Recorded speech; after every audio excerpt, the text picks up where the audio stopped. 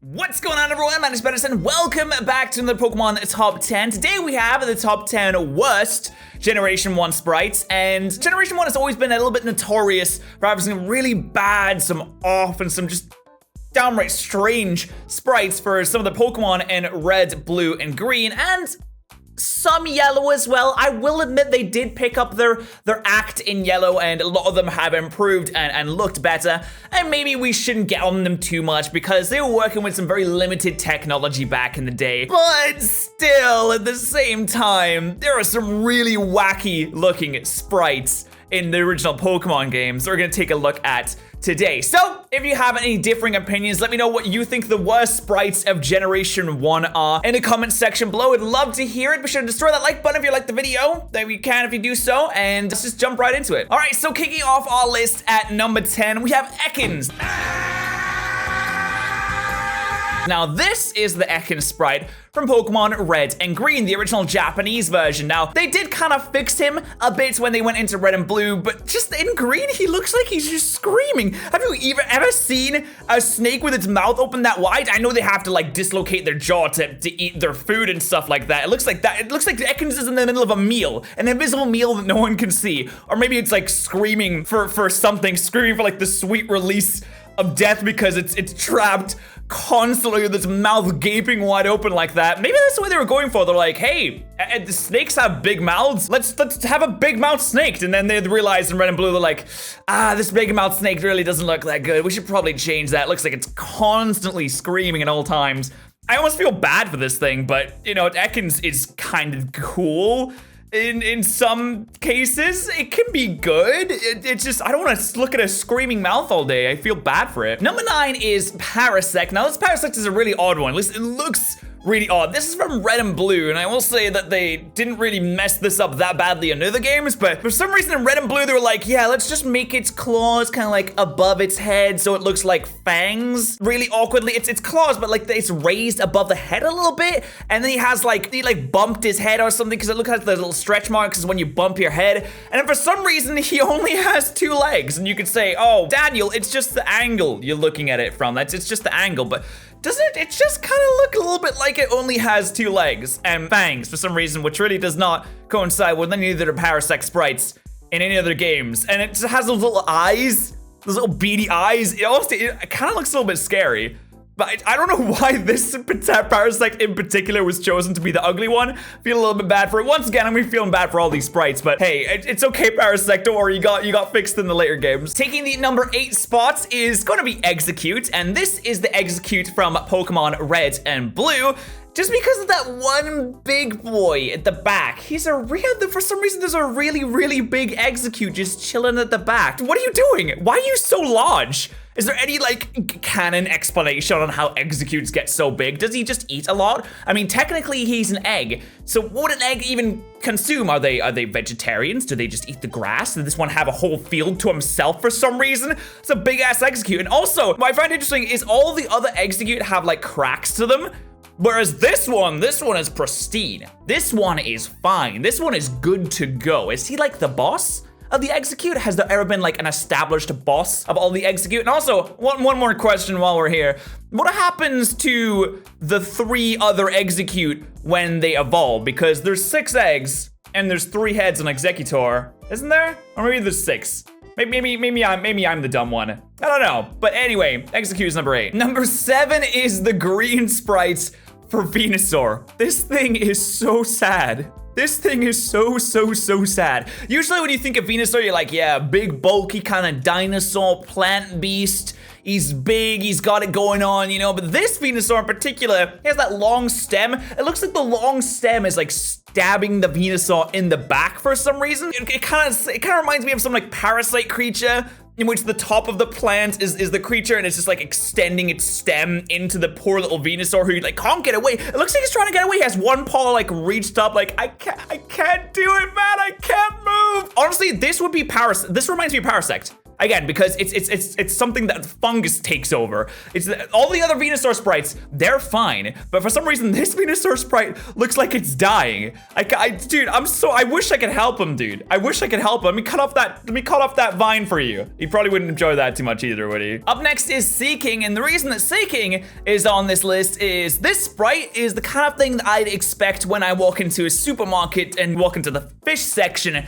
And you see the fresh fish there, you see the fresh fish on the ice. Sometimes some supermarkets will put some fresh fish on ice and you can kind of go in and just grab it out of the thing, I guess, or talk to the butcher or whatever about it. It's there though, it's there. This isn't the kind of thing I expect in a children's game because it just straight up looks dead.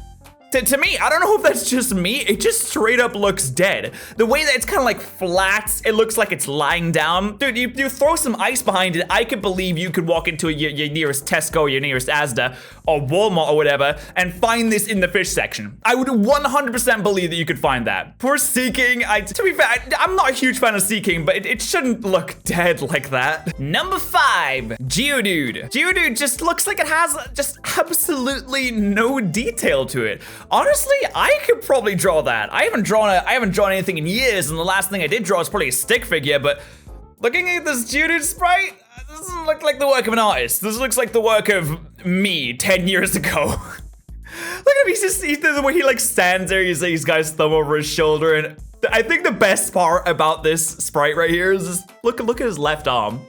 Look at his wiggly diggly left arm. It looks like, dude, this is supposed to be a rock type. Solid rock. But he has this wingding ass little left arm who it curls and contorts and curves. It just looks so weird and out of place. And this does not look like a rock. It looks like some mythical creature that some 5-year-old drew and was like, look, Dad, look. And then the Game Freak's the designer was like, yeah, son, that's great. I'll put it in my new game.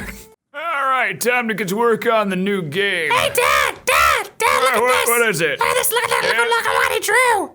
Oh, God, I mean, it's very good, Jimmy. It's very good. Can you put it in your new game? That game you make, can you put it in? In the game? I mean, yeah, anything you want, Jimmy, anything you want. It's gonna be wonderful, trust me. And then Pokemon blew up and he was like, oh, I didn't expect that to happen. Better redesign this boy. But yeah, it's Geodude, you're number 5. Number 4 is Dragonite, and their Dragonite is on this list because of how dirty they did him. Poor Dragonite, the first fully evolved dragon Pokemon in the Pokemon series. Dragons are something that's known throughout the world for being giant destructive beasts, huge monsters with like unlimited power almost. And they give him this sprite? This is what they wanted their big destructive dragon beast to have. This is what they give the final Elite Four member in the game. One of the toughest battles you're supposed to face in the entire series. And they give you this? This is what the big enemy looks like? That's what I'm supposed to be scared of? Dude, I've never seen a sadder looking dragon. Honestly, I really haven't. This isn't scary. This isn't intimidating. It's kind of funny, but at the same time being like, again, sad. This poor thing. Dragonite, they did you so dirty, man. If it was any other dragon, it was any other game, it would have been fine because they had the updated graphics. Poor Dragonite had to be in Gen 1, didn't he? Poor Dragonite didn't know what he was getting into. You wanna sign on to a new Pokemon game? Oh yeah, you're the first dragon. It's gonna be really good. Trust me, you'll look great. Wink. Poor Dragonite. Poor Dragonite. He has his paws like this. He's got his swinging foot in the air like he's going somewhere. Dude, the only way you're going is the recycle bin, because that sprite's gotta go. Now, I'm willing to bet when you think of bad Generation 1 sprites, this is the one that instantly pops into your mind. Golbat. Oh boy, aren't you an ugly little dude? Aren't you an ugly little dude? Just look at this masterpiece. And tell me what could possibly be wrong with this. Big ass mouth with the tongue. Dude, I don't know how you fit that tongue in there, but I need some lessons on how to squeeze big things into tight spaces like that. Jesus Christ. It's got the slurp, it's got the saliva dripping off, because you know that's exactly what I want to see on a sprite. It's giant bat with saliva slipping off. It's got its like little beady eyes. It's got its tiny little eyes. This thing is just it's gone past being a bad sprite. This right here, this is a monstrosity. This should have never been released to the public. I don't know who drew this, and I'm sorry, listen, if you're watching this video, if you drew this, apologize. You're probably not, because why would you? But this is just bad. This is just scary. Maybe that was the point they were going for. Who knows? Now, some of you may have not met Mew's Generation 1 sprite. Granted, in Pokemon Green, it's incredibly hard to find. It's not something that everyone's likely to see unless they go searching for it. So let me introduce you to it right now. Yeah. That's Mew's Generation 1 sprite. That's what Mew looks like. This adorable creature. In the first Pokemon movie, it looked so good. The way they animated it, flying through the air, it was majestic. But in the games, they took a much different approach. In the games, they were like, hey, let's just make it look like a fetus, I guess. Is this like, was Generation 1 Mew sprite the inspiration for Reuniclus? Because kind of reminds me of it. Like, it has like the bump on the head. Why does it have a bump on its head? Like, what is that? What purpose is the bump in between its ears serve? Then it has that, it just looks like malnourished. It has giant feet. Look how big its feet are. Its feet is like longer than its entire face. Ridiculous looking Pokemon. And it has like tiny little parts where it can, like, look at its hands. You can barely see its hands. This thing is atrocious.